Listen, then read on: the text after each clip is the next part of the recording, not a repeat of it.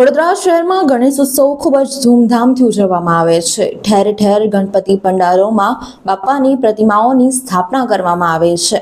ત્યારે હરની road airport સામે એરપોર્ટના રાજા ગણપતિ બાપાની સ્થાપના કરવામાં આવી છે।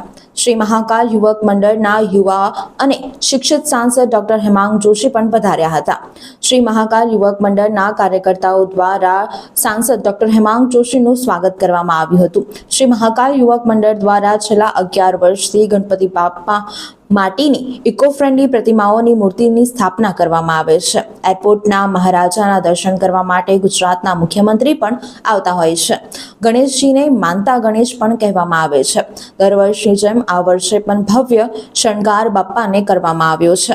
ત્યારે આ વર્ષે યુવા અને શિક્ષિત સાંસદ ડોક્ટર હેમાંગ જોશી પણ આવ્યા હતા। બાપાના દર્શન કર્યા અને આરતીનો લાભો લીધો હતો। શ્રી મહાકાલ યુવક મંડળના પ્રમુખ વિરલ પટેલ, આયુષ પટેલ દ્વારા સાલ ઓઢાડીને તેઓનું સન્માન કરવામાં આવ્યું હતું। બ્રિજેશ પટેલ, તપન શાહ દ્વારા બુકે આપવામાં આવ્યું હતું। સાથે મહાકાલના પણ સભ્યો ઉપસ્થિત રહ્યા હતા। મોટી સંખ્યામાં લોકોએ આરતીનો લાવો લીધો હતો।